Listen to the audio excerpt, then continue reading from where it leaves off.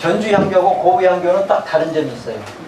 이것을 전묘 후학 아니면 전학 후묘 이렇게 불러지거든요. 고부향교는 전학 후묘 그렇습니다. 그러니까 여기서 보시면 맨 먼저 아까 들어오신데 개차자 아니요 과차자 개하마 써있는 데 있죠. 그걸 하막이라고 부르잖아요. 여기를 지나가는 사람은 말아서 내리쇼. 그게 이제 하막이거든요. 고부향교는 그렇게 돼 있어요. 그것이 들어오면 홍살문. 왜 홍살문이냐? 빨간 기둥에 위에 보면 살대가 이렇게 돼 있는 다 빨간식으로 돼 있잖아요. 빨간 것은 뭐예요? 우리가 팥 같은 거 하고 부적을 쓰고 그 다음에 부정 탄 것을 막는 것은 붉은 홍자 홍으로 하는 거예요. 그래서 홍살문이에요. 이게 살대거든요. 그러니까 앵마기 같은 것도 안 되니 그것이 대신해 주는 거예요. 나무로 만든 살이지만 그래서 화살이라 해서 홍살문이에요. 붉은 홍자 이렇게 쉽게 하고 들어오면 밖에 여기 문이 3개 있잖아요. 이것은 밖에 있는 외산문 박교자 외산문 들어오면 여기가 명륜당이잖아요. 이게 명륜당이에요. 명륜당은 무슨 장소예요? 배움의 장소죠. 이게 그래서 학자 써요. 학자. 그래서 이게 여기는 앞에 명륜당이 앞에 왔으니까 전학 위에 대성제 있으니까 후묘 이렇게 되는 거예요. 전주향교는 전묘 후학 그렇게 돼 있어요. 반대로 돼 있어요. 근데 대부분 우리나라 향교는 2가지 형태가 대부분입니다. 근데 특별한 경우가 있어요. 4개인가 5개인가 있는데 옆으로 돼 있는 게 있어요. 이쪽이 명륜당, 이쪽이 대성전. 이런 경우도 있습니다. 향교가. 근데 이렇게 돼 있고 여기가 이제 동제 서재가 있고 동무섬이 있는데 명륜당 이 현판 보셨죠? 아주 날카롭게 잘 쓰셨잖아요. 명륜당 현판이나 대성전 현판은 글씨를 쓰긴 쓰되 누가 썼다고를 얘기 안 하는 겁니다. 그것은 여기는 이제 유학의 번거지나 다름없잖아요. 또 공자 앞에 문자 쓰면 안 되니까 그래서 내가 누구 썼다, 김현자가 저걸 썼다 그런 걸 안 써요. 그런데 쓴 데가 있어요. 해인양교 가면 김원기 씨의 국회의장이었던 아버지가 거기다 딱 써놨어. 명륜당. 그것은 어찌 보면 참 겸손하지 못하는 그런 거고 경상도 갔더니 경상도 성주 향교도 거기도 써놨더라고. 그래서 내가 거기 가서는 안 썼어요. 해인양교는 우리 동네니까 가는 시험은 안 되고 경상도 가서는 아주 이렇게 쓰면 안 되는데 그랬더니 거기 있는 사람 그래요? 그러면 안 되는가요? 그러더라고. 사실은 겸손함을 표현하기 위해서 이 안에서는 공자 앞에서 문자 쓰니까 대성전이나 명륜당 또는 동제, 서재 이런 데 잘 안 씁니다. 자기는 쓰게 된다면 뒤에다 쓰죠. 뒤에다 써놔요. 그러니까 그걸 돌려보면 있는데 앞에는 잘 없습니다. 그것이 이제 특징이고 명륜당은 말 그대로 이제 명륜이라는 뜻이 또 이제 이거 옛날로 돌아가서 윤리를 밝힌다 그런 뜻도 있는데 여기가 이제 한문을 할 때 유교를 한 장소라서 그런 뜻이가 있고 그 다음에 동제 서재는 기숙사예요. 기숙사 학생들이 옛날에 이게 동쪽에 있는 기숙사, 서쪽에 있는 기숙사. 여기 보면 저게 서재로 돼 있고 저게 양사재로 돼 있거든요. 아마 양사재가 도서관 역할을 했을 것 같고 이 동제가 지금 없는데 동제는 이 초등학교가 이만큼 담에 들어와 있잖아요. 그 옆에가 동제가 있었지 않을까 그래 유추를 해봅니다. 그 다음에 저 이제 안으로 들어가는 건 내산문이라고 그래요. 내산문. 그래서 이제 문이 3개니까 내산문이죠. 그래서 내산문 지나면 양쪽에 또 이렇게 전각이 있어요. 그 동무, 서무, 그 다음에 대성전. 그러니까 여기는 향교는 기본적으로 이런 형태로 되어 있는데 향교가 사실은 제일 먼저 들어왔던 거는 제가 우리가 써놨어요. 내가 요즘 생각이 안 나고 이게 쓰지 않으면 나도 잊어버려요. 예전에는 제가 장점이 뭐냐면 2시간이든 4시간이든 딱 마이크 잡아놓으면 하나도 안 봐. 그냥 쫙 하는 게 내 장점이었는데 지금은 뭐 안 보면 생각이 안 나. 그렇게 변했어요. 특히 사람 이름 생각이 안 나요. 근데 이제 우리가 사실은 그 조선 때부터 향교한 것 같지만 유교가 들어온 것은 고구려 소수림만 2년에 372년입니다. 이게 불교가 들어올 때가 똑같아요. 불교하고 소수림만 2년 때 불교하고 유교를 같이 받아들입니다. 그때부터 시작된 거예요. 그러니까 고구려가 받아들였으니까 백제도 왔겠죠. 그 다음에 신라도 왔겠죠. 그러니까 신라에서 백제에서는 혹시 여러분 중에 유학자 생각나는 분 있어요? 고구려나 백제. 그래도 그 당시는 우리 생각 안 나잖아요. 신라는 누가 생각납니까? 설총. 어떤 설씨를 하시네요. 대단하십니다. 희귀성인데. 설총은 누구의 아들입니까? 원효대사의 아들입니다. 네. 그 다음에 또 신라 때는 우리 유학자들이 많이 생각나요. 그 제일 유명한 그 태인양교 거기 가면 최치원하고 또 관련된 사람이 많잖아요. 최치원 강수도 있고 그걸 많이 있는데 왜 백제하고 고구려냐면 역사 단절이기 때문에 그럽니다. 역사가 단절되다 보니까 그 사람들에 대해서는 자료가 안 나오는 겁니다. 그 후백제는 있을 것 같은데 좀 역사가 오래됐으니까 그 견훤왕의 오른팔 왕건이 가장 갖고 싶었던 인물 그게 누굽니까? 최씨는 나도 알아. 3대 최씨가 있어요. 최치원, 최 또 있어요. 이 세 사람이 당나라에서 다 같이 극제를 합니다. 최씨만 한 게 아니라 다 3대 최씨, 세 사람하고 한 사람은 신라로고 한 사람은 백제라서 견훤왕의 오른팔이 되고 또 한 사람은 그 왕건한테 붙게 돼요. 그래서 3대 최씨 다 그런데 왜 이상하게 우리는 여기에 있어서 그런지 최치원만 고은 최치원만 기억을 하는데요. 한번 저 후배치에서 생각하는 최선노도 있고 아무래도 알죠? 그 사람이 유명한 사람입니다. 그 사람이 왕건이 제일 탐냈던 사람 중에 한 사람입니다. 그래서 견훤왕을 고필했는데 어쨌든 후배체가 멸망했지만 또 마지막에 후배체를 멸망하게 하는 사람도 그 사람이고 견훤왕을 도와서 그만큼 뛰어난 인물이었습니다. 최순노 또 누구나 아무튼 찾아보면 나와요. 한번 찾아보세요. 그 다음에 고구려 때 뭐 이럴 때도 국자감도 있었고 태학도 있었고 이렇게 쭉 유교가 들어와서 정치를 행위를 합니다. 근데 고구려 때도 고려 때도 여러분 혹시 생각나는 분이 계세요? 고려 때도 잘 생각 안 나죠? 유기고 야 역시 우리 같은 이씨구만. 같은 이씨 아니에요? 혹시 이씨? 맞죠? 선조를 잘 보살펴야 됩니다. 이규보 또 있어요. 이씨가 고려 때 최고의 문장가 이재연은 고려 때 최고의 문장가였습니다. 근데 그런 사람들은 향교에 배양이 됐어요? 안 됐어요? 안 됐어요. 왜요? 역사는 승자의 역사입니다.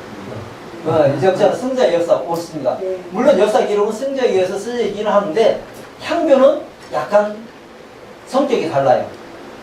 향교는 뭡니까? 유교죠, 유교. 우리가 한때는 뭐 종교였다 아니다 하는데 유교는 요즘은 유교로 이제 인정을 했어요. 그래서 유교가 되는 거예요. 그러니까 여기는 종교니까 우리가 예를 들어서 그 기독교나 천주교나 이런 데 봐도 성인이라고 하는 사람들 있잖아요. 성인, 성자 이렇게 부르는 사람들 있잖아요. 불교도 마찬가지고 다 있을 거 아니에요. 근데 유교도 그런 사람을 성현이라고 그랬어요.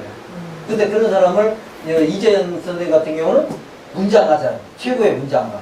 강수도 유교로서 최고 문장가고 그랬잖아요. 근데 그 사람들은 문장가이기 때문에 여기에 배양이 안 된 거예요. 첫째가 그래요. 첫째가. 근데 유학자야 돼. 학자가 아니었잖아요. 학자가 돼야 되는데 그래서 탈락이고 두 번째 이유가 있어요. 두 번째 이유가 더 커요. 실상.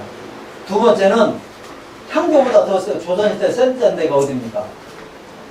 서원이죠. 서원. 지금도 우리나라는 특별하게 사립학교가 세잖아요. 사립학교가 세잖아요. 그래서 끼리끼리 엄청나게 하잖아요. 그것 때문에 안 된 거예요. 사실 우리가 이제 여기가 이제, 조선 18년인데, 왜 14년이라고 했을까? 아국 18년 조선 14년이 맞습니다. 이 조선시대 때 사실은 배양된 인물도 한꺼번에 조선에 건국되면서 배양된 게 아니에요. 마지막에 올라간 사람이 누구예요? 송자라고 불렀던 사람. 송시열입니다. 송시열은 몇 세기 때 사람입니까? 아주 후대 사람이죠. 그런 때도 이 사람 와 있었잖아요. 그렇죠. 숙중 때니까. 1700년대 그렇게 어떤. 근데 이 사람은 맨 나중에 된 사람이에요. 그 이후로는 안 됐잖아요. 정약용도 안 올라가 있죠? 네, 정약용도 안 올라가 있어요. 이것은 뭐냐면 사람이 죽고 나면 이름을 주는 걸 뭐라고 그래요? 유명한 사람한테는 하는 시호라고 하십니까? 시호. 시호를 내리되거든요. 근데 시호를 받을 때도 어떤 형태로 받냐면, 이제 예를 들어 김현조가 죽고 나면 저에 대해서 평가를 하는 거예요. 저에 대해서 평가해가지고 한 3가지를 압축을 해요. 아, 이 사람은 글을 썼으니까, 글을 쓴 분들에서 시를 썼으니까, 시 중에서도 뭐, 예를 들어서 역사시를 썼다든가, 이야기시를 썼다든가, 서정시를 썼다든가, 이런 걸 맞추는 거예요. 꼭 거기에 맞는 글자를 정해요.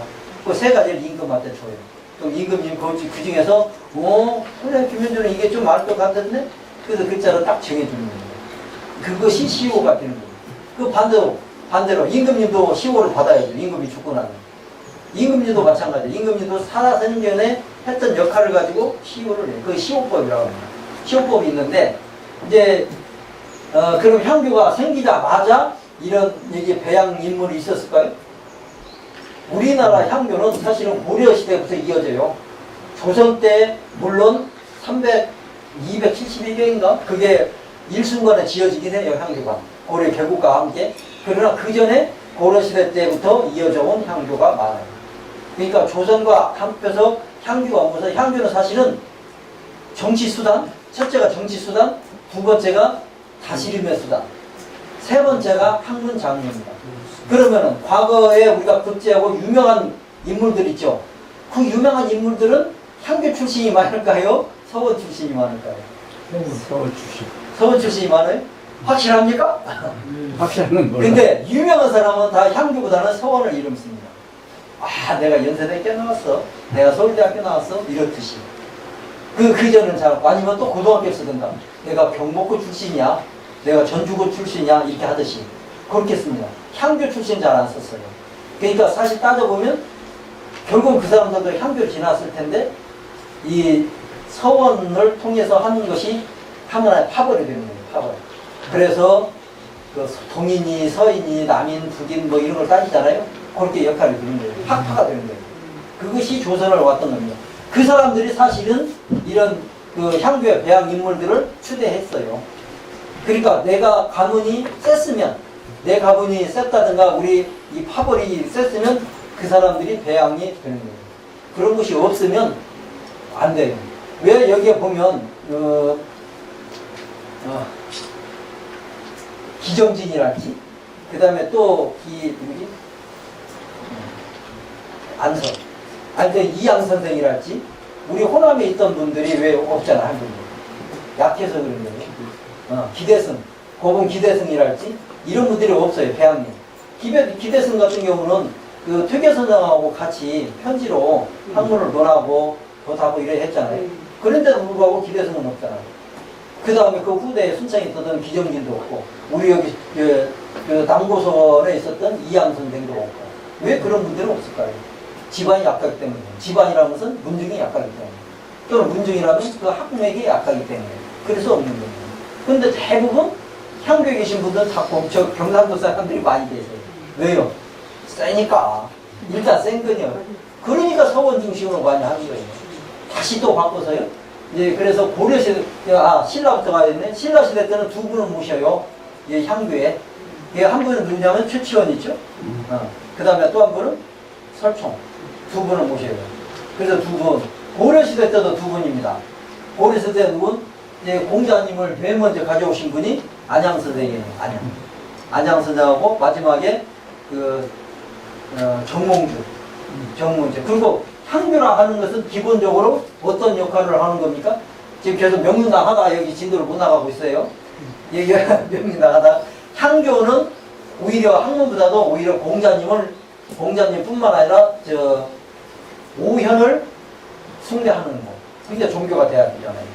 종교가 되려면 교주가 있어야 돼요. 교주가 없으면 종교가 첫째는 이루어질 수가 없잖아요.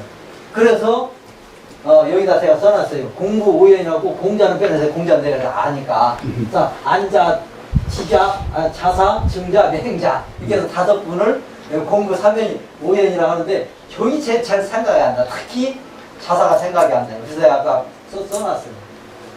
이게 큰일 났어요. 여러분들은 좀 잘 생각이 납니까? 그래야 생각이 안 나더라고. 그래서 이제 여기 공자님을 보시면 향교마다 약간씩 공자상이 달라요. 근데 한결같이 같은 모양은 있습니다. 한결같이 공자님이 뚱뚱해요. 비대칭이잖아요. 그래서 당뇨 아닌가 모르겠어요. 왜 그럴까요, 공자님은? 저 시대 때, 기원전 500년 시대 때 공자님이 이렇게 뚱뚱할 수가 있어요? 그만큼 잘 드셨을까요? 공자는 어땠어요? 천하를 부유했거든요. 먹을 것이 없어갖고 어떤 제자들을 먹을 걸 빌려 갔는데 3일가로 굶기도 해요. 그런 양반이 이렇게 뚱뚱할 수가 있어요? 부어서 네? 못 먹어서 부어가지고 못 먹어서 부어가지고. 예, 중국 사람들이 이런 게 있어요. 성인은 덕이 있는 사람은 후덕하다. 후덕. 덕이 두툼하다 그래요. 그래서 중국의 성인이나 중국의 이름 있는 사람이나 중국의 유명한 사람은 이 목 있는 데를 항상 두껍게 표현합니다. 그렇지 않으면 안 돼. 우리나라 70년대까지 사장이라고 하는데 배가 안 나오면 사장이 아니에요. 배사장이라고 했잖아요. 그렇잖아요. 목 먹는 시대 때는 배가 중심이 되고 덕을 숭상할 때는 저 뒤에 이렇게 꼬부중하잖아요. 지금으로 보면 볼품없는 표현이거든요. 저렇게 그려야 맞는 거예요. 근데 공자님만 그랬냐? 안 그래요. 중국에 있는 성인은 다 저렇게 뚱뚱해. 중국에서 말하는 성인은 덕이 있어야 되니까. 그래서 저렇게 모습이 이렇게 되는 겁니다. 그래서 모양 자체가 그래요. 기록에 의하면 장자 같은 경우도 뭐라고 표현됐냐면 울타리 밑에 있는 굉장히 비루먹은 도 같다 이렇게 해놨어요. 그러니까 장자님은 우리가 얼마나 도가로서 대단한 분이잖아요. 근데 그분도 그 시대 때 사람들은 뚱뚱한 분이 많지 않았을 거예요. 그래서 그런데도 불구하고 저렇게 풍성하게 그리는 것이 그때의 습성이다. 중국의 풍습이다. 그런 거예요. 그래서 고렸을 때 안양이 중국에 가가지고 저 공자님을 보시고 공자상을 모셔와요. 그래서 안양의 또 한 역할도 있지만 그래서 고렸을 때는 안양하고 또 이제 우리가 잘 아는 경몽주하고 두 분을 모신 겁니다. 그리고는 나머지 조선 14년이에요. 그래서 이제 조선시대 때 쫙 가는데 마지막에 성자까지가 가는 거예요.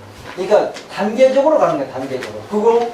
그리고 또 한 가지는 그러면 숙중 때 송시열 선생님 돌아가셨으면 그때 바로 배양됐냐? 천만의 말씀. 고종 때 돼요. 고종 때. 그러니까 당시대에 바로바로 되는 게 아니고 끊임없는 같은 그 유학자 신하들 간의 토론을 통해서 하는 겁니다. 이분을 올려도 되냐 안 되냐. 만약에 올린다면 어떤 역할을 했느냐. 그러니까 학자여야 되는 거예요. 그러니까 예를 들어서 공자 같은 데 보면 당나라의 공자, 당나라, 송나라 때 중국의 문화가 꽃피우잖아요. 그런데 당나라 유인은 하나도 없어요. 송자 육형이라고 송자 때는 올라가 있어요. 이것도 생각이 안 나 적어놨어요. 주둔이, 정의, 정호, 소홍, 장제, 주자 이렇게 해서 적어놨어요. 이게 송자 육형이라고 하거든요. 이 사람을 올려요. 근데 지금은 안 올려요. 이게 과거에는 조선시대 후대까지만 해도 72연이라고 했어요. 72연. 72연은 72명을 배양을 했으니까 얼마나 많은 사람이 올라갔겠어요. 어지간하면 올라갔겠지. 이름 좀 있으면. 그런데도 지금 이게 싹 정리가 돼갖고 이제는 우리 아국 18년 동국이라고도 하고 아국이라고 해요. 동쪽 나라 동국. 아국이라는 건 우리나라. 그래서 이제 해서 우리는 18년. 이제 신라 때 2분, 고려시대 때 2분, 조선시대 때 14분 해서 이게 배양을 하는 겁니다. 그렇게 해서 향교에서 하는 역할이 저쪽으로 이제 저 안에 딱 올라서면 제사 공간이 돼요. 그래서 그때는 한 달에 2번, 초하룻날하고 보름날하고 제사를 올리고, 봄, 가을에 대양 크게 제사를 올리고, 그래서 춘향대제, 휴양대제 들어보셨죠? 예, 크게 올리는 겁니다. 그리고 이제 향교에서는 이렇게 해서 역할을 아무래도 조선시대 때는 여기에 있는 분들을 최대한 성상을 해야 되잖아요. 우리도 각자 절에 간다든가 교회 간다든가 천주교 간다든가 하면 거기에 관련된 사람들을 성인이라 부르잖아요. 전주에서는 세상에나 산을 바꿔버렸잖아요. 치명자산. 거기가 원래 중과이라서 승암산이라고 불렀어요.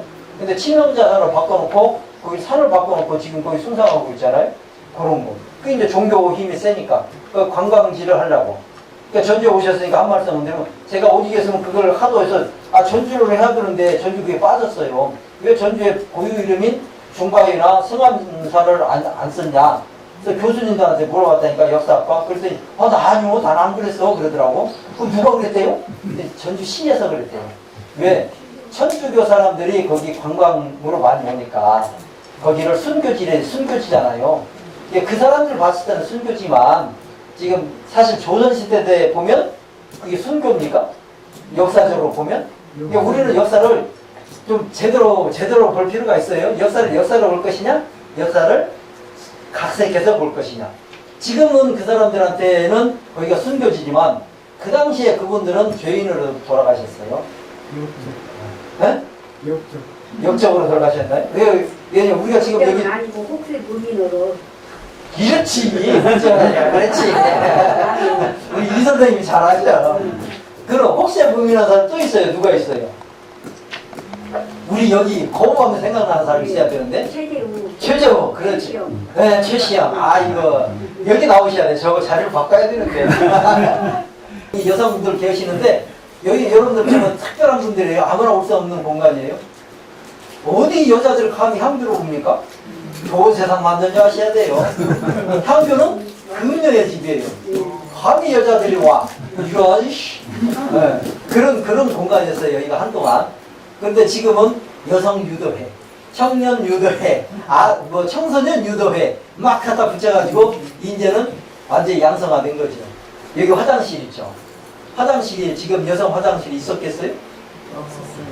5년 전까지도 없었던 게 태인양교예요. 태인양교를 저희가 시작하면서 여성 화장실을 만들었어요. 향교는 금녀의 집이다 보니까 여자 화장실이 필요해요, 안 필요해요? 필요 없어요. 그걸 왜 만듭니까? 1년에 한 번이나 올지 모르는데. 그래서 여자 화장실이 없었던 겁니다. 근데 지금 이제 이 향교마다 대부분 새롭게 짓기도 하고 교육관을 쓰기도 하고 하면서 화장실이 다 만들어졌어요. 그러니까 여기 여자들이 와서 앉아있다는 것만으로도 굉장히 특별한 존재감을 가지셔야 된다. 그런 얘기를 드립니다. 향교는 금녀이지. 그럼 서원은 어땠을까요? 서원도 그랬어요. 네. 그러니까 여기 안동에 가보면 안동 서원인가? 그 유명한 데가 있죠. 거기 보면 여자들이 드나드는 데는 따로 있어요. 거기는 무슨 공간? 재물 만드는 공간, 음식 만드는 공간.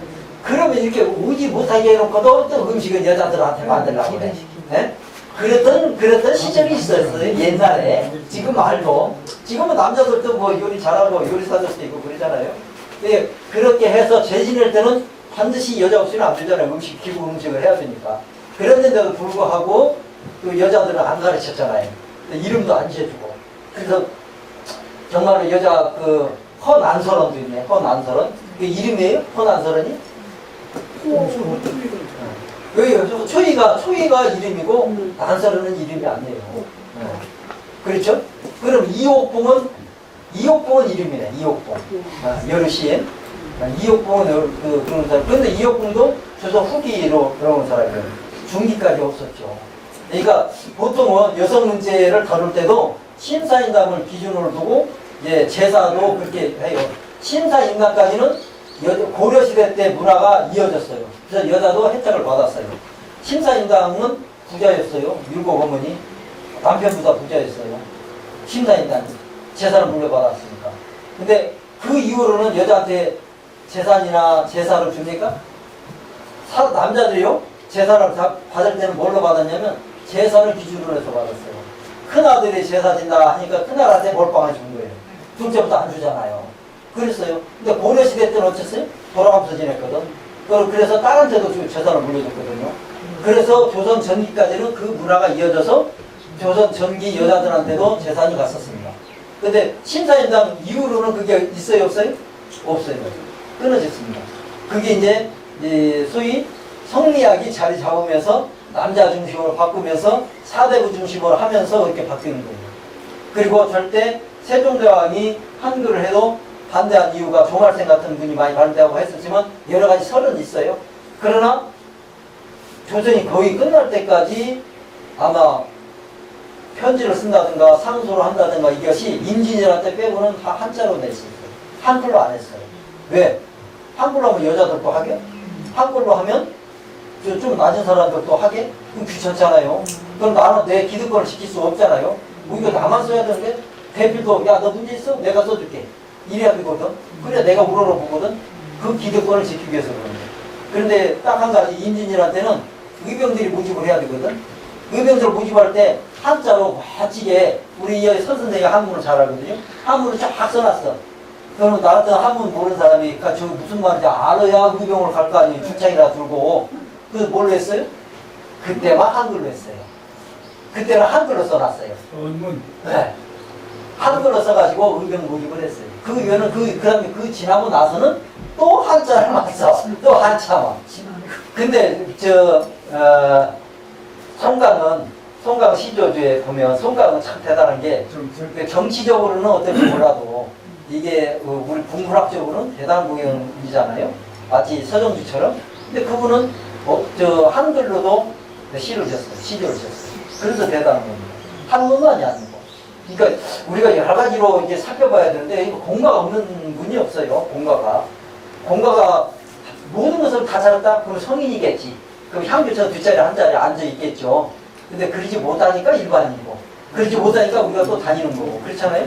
그래서 아까 말씀드리다 말했지만, 최정우가 1860년에 도통하고 64년에 이제 효수를 당하게 된 것은 그 당시에 시대를 부정했기 때문에 그런 거예요. 그 당시 시대를 뛰어넘잖아요. 노비를 다 해방시켜버립니다. 노비 문서를 다 태워버리고, 다 양인으로 만들어줘요. 그리고 여자 노비가 둘이 있었는데, 하나는 딸로, 수양딸로 맞습니다. 노비를 어떻게 딸로 맞을 수가 있어요? 그런 생각조차 할 수가 없는 거죠. 그리고 또 그 시대 때 여자 노비를 자기 며느리로 맞아요. 근데 딸이 중요해요? 며느리가 중요해요? 그 시대 때는요, 며느리가 중요합니다. 제사 지낼 때도요, 큰 아들이 인사하고 나면 둘째 아들보다 큰 며느리가 인사를 해야 되는 거예요. 이게 법이에요. 그런데 감히 딸이, 그러니까 며느리를 받아들였다는 것은 그 시대 때 그 사대 후에 그 조선의 그 양반들은 있을 수 없는 짓을 한 거예요. 그러니까 이 사람은 죽어야 되는 거예요. 그 사람은 도저히 나하고 같이 살 수가 없는 거예요. 그 사람은 있으면 한편으로 그래요. 저 사람이 한 것은 잘했어. 그런데 저 사람이 잘한다 보니까 나는 그럼 어떻게 되는 거야? 이런 생각이 드는 거예요. 그래서 내가 몰리는 거예요. 저 사람 같이 살 수 없는 거예요. 같이 살면 안 되는 존재가 되거든요. 그래서 그 사람이 마다한 게 인내천이잖아요. 하느님이라고 하잖아요. 그러니까 하필 또 천주에 온 것이 하느님이거든.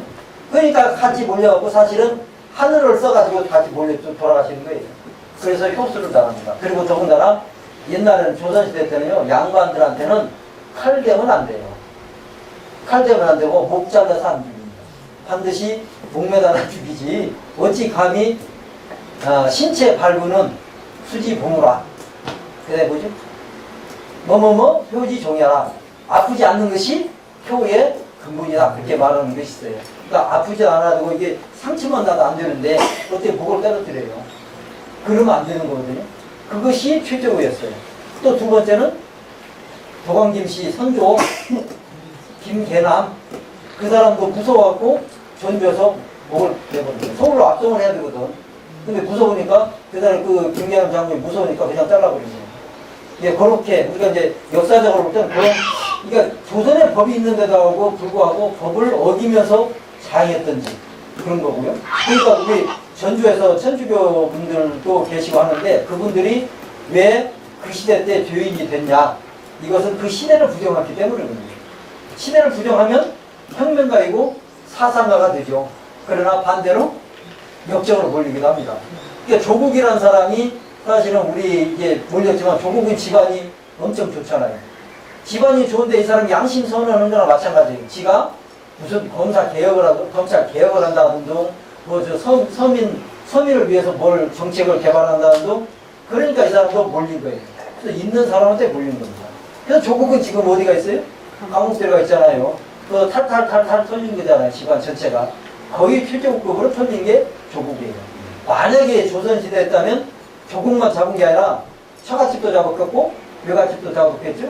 그 삼족이 멸하는 거죠. 그렇게 된 거죠. 네. 그래서 하는 건데 지금 이제 많이 나눴어요. 한 가지만 설명하면 돼요. 이제 나머지 대성전은 경산에서 설명을 했잖아요. 대성전 누가 모셔져 있습니까? 공자님하고 안자, 자사, 증자, 내행자가 있는 거예요. 그 다음에 이제 거기에 송조 육현이랄지 조선에 우리 아국의 18을 모시고 제사 지내는 공간이다 그런 거예요. 이제 왜 산문이냐? 왜 산문이 있고 내 산문이 있고 그러잖아요. 산문은 세 개 문을 의미하는데 항상 여기 절에나 향교나 아까 그 백정기 사당 갔다 왔잖아요. 그런 데는 거의 항상 문이 세 개로 돼 있어요. 그럴 때는 들고 나음이 달라요. 동입서출이라고. 동쪽으로 들어가서 서쪽으로 나온다. 아니면 오른쪽으로 들어가서 뭐 왼쪽으로 나온다. 아니면 이렇게 어깨를 봐가지고 내가 오른쪽으로 들어가서 왼쪽으로 나온다. 이렇게 생각하시면 돼요. 그 문이 세 개고 저기도 보면 하나, 둘, 세 개가 돼 있어요. 그러니까 오른쪽으로 다녀야 되고 오른쪽으로 들어와야 되고 나갈 때는 저쪽 바퀴 쪽으로 나가셔야 되고 그게 여기 왔을 때 예의입니다. 우리가 어느 집에 다른 집에 방문했을 때도 그 집안에 따라서 어른한테 인사하듯이 이런 데 오면 공자님한테 와서 살아계시든 안 계시든 한번 의비라도 해보고 그럼 좋잖아요. 그렇게 해보시고 다닐 때도 조금 이렇게 오른쪽으로 다녀보고 왼쪽으로 다니고 이런 것도 지켜줘보고 또 가운데가 뿅뿅 나온 데 있잖아요. 그건 오도라고 그래. 이런 데 와서는 신도예요. 귀신 신자를 쓰고 그 궁궐이랄지 이런 데 가서는 오도 임금 원자를 써요. 거기는 임금이나 다니고 신이나 다니는 데인데 여기 와서 딱 한 번 더 서고 야 사진 찍어봐 그러면 안 돼요. 그 폼 잡고 야 찍어 하는데 저 이제 나중에 저쪽에 뒤에서 앉아있는 분은 저런 쌍놈의 새끼 그런다. 그 욕 안 들으시려면 야 찍어봐 좀 하고 옆에 한 칸 낮은 데서 한번 찍어보셔도 돼요. 네, 그렇게 해서 항상 오른쪽을 딱 결정하고 문도 그렇게 이용을 하시는 게 좋다. 그리고 저 가운데는 비워놓으시고 가운데는 이용을 안 하시는 게 좋다. 그게 예의입니다. 그래서 이제 고부향교 왔으니까 이제 고부향교를 좀 소개한다면 아까 저 양서제까지는 했습니다만은 이 고부향교 은행나무 보셨죠? 굉장히 아까 멋있잖아요. 아까 저 이제 윤 선생님은 뭐 다른데 못지않게 앉아서 풍경이 좋다고 하셨는데 이제 고부향교는 향교 3대목에 들어갑니다. 그러니까 서울에 있는 성균관에 있는 향교나무, 나주향교에 있는 향교나무, 그 다음에 고부향교에 있는 향교나무. 이게 세계 우리나라 향교 3대 향교목 중에 하나입니다. 고부향교의 특징이에요. 그리고 이제 이게 향교니까 우리가 그럼 또 3대 향교가 어딜까요? 3대 향교? 3대 향교는 또 나주향교 들어가요. 나주향교. 강릉향교. 또 우리 지역에 하나 있어요. 장수향교. 장수향교가 오래됐어요. 거기는 지어가지고 손을 안 댔거든. 개축을 했는데 이게 우리가 이제 은행나무가 전국에 있는 은행나무들 보면 대부분 400년 조금 나이를 더 먹었어요. 그러니까 원칙을 보면 향교가 세워질 때 은행나무를 심었다면 몇 년 됐을 거예요? 450년. 네. 조선이 개국한 것이 1392년입니다. 내가 그것까지 가르쳐줬어요. 그러니까 1400년을 잡으면 600살을 넘어야 되거든. 그렇잖아요. 200년 차이가 있어요. 임진왜란이 몇 년에 일어났습니까? 1592년. 이 선생님도 여기 오셔야겠구만. 그렇기 때문에 임진왜란 때 대부분 이렇게 불타요. 불타면서 나무까지 불탑니다. 그러니까 임진왜란이 일어나면서 그러면서 호란까지 다 하면서 이런 정각들이 타버리는 거죠. 그때 이제 다시 짓게 되고 은행나무도 다 심게 됩니다. 그러니까 대부분 은행나무들이 400년을 200년이 좀 덜 되는 거죠. 그래서 400년대가 되는 거예요. 그리고 이제 어떤 사람들은 공자님이 강의를 할 때 행단이라는 말 쓰거든요. 행단.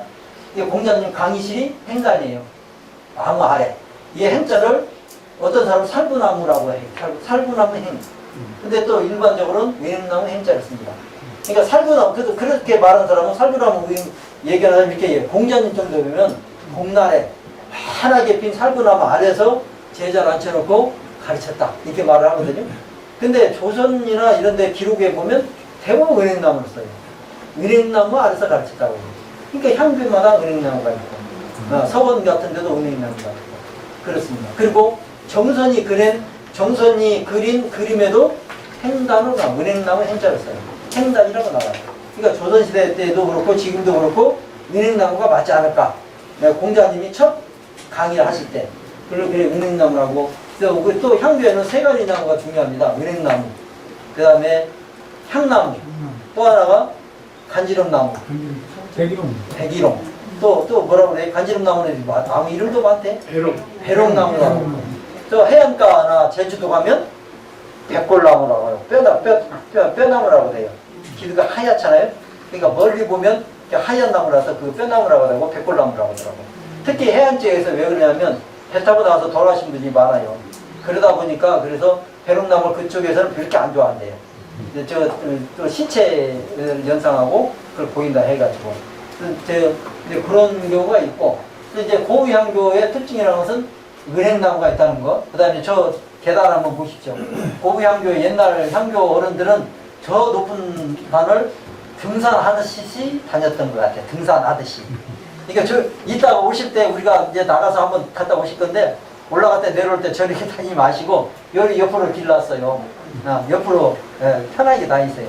혹시라도 위에서부터가 지금 이제 비가 온 후라서 미끄러운데 구르면 큰일 납니다. 그리고 이제 아까 여기 오다 보면 여기 비각이 많이 있죠? 예, 향교기 때문에 흥악비를 많이 세워놨어요. 학문을 흥하겠다. 또는 이 향교를 좀 융상하게 했다. 그렇게 했던 분들은 흥악비를 다 세웠어요. 보통 그러니까 전교니 이 향교의 관장은 최 어른이 누굽니까? 전교입니다. 전교. 이게 전교님에 대한 것을 많이 하는데 여기는 특별하게 저기 보면 순도 김선생 대진 지비 해서 저 비가 하나가 있어요. 가운데는 태국막 그 무늬가 있네요. 네, 저것이 이제 저분은 이승만 정권 때 저분이 국회의원에 출마를 했던 분인데요. 이 고부에서 유지였던가 봐요. 저는 저분에 대해서 자세히 잘 모르는데 근데 그분이 국회의원은 안 됐어요. 그러나 저분이 덕망이 있다 보니까 여기가 이 고부도 빨치산 루트 중에 하나입니다. 특히 정어 휴문산 쪽이 빨치산 루트인데 여기에서도 이제 그 빨치산이 왔던 거예요. 그리고 저분은 이제 덕망이 있고 부자였는지 아니었는지는 모르겠습니다만은 저분이 붙잡혀 들어간 거죠. 그래서 철창에 저분을 가둬요. 철창에 가뒀는데 빨치산이 이제 또 남쪽에서 또 우리 군인이 올라오니까 도망가야 되잖아요.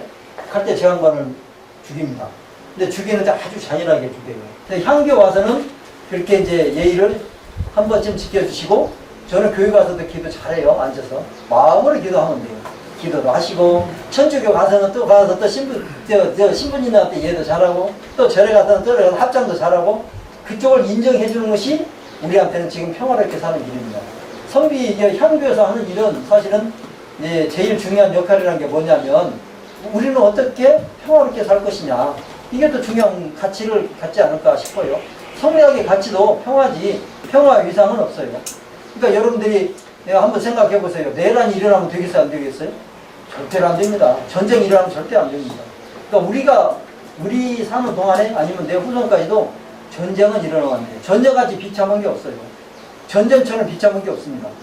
그리고 또 내전같이 그 다음에 또 내전같이 아주 혐오스러운 게 없는 거예요. 그런데도 불구하고 정치인들한테 협작권이 돼갖고 우리가 선동하고 그에 따라서 막 극우가 되고 극자가 되고 그건 안 되는 거죠. 그러기 위해서 사실은 우리가 여기 와서 한바탕 공자님 생각도 좀 해보고 또 이렇게 한번 건의를 보고 은행나무도 한번 보시고 그러면서 좀 마음을 평화롭게 했으면 좋겠습니다.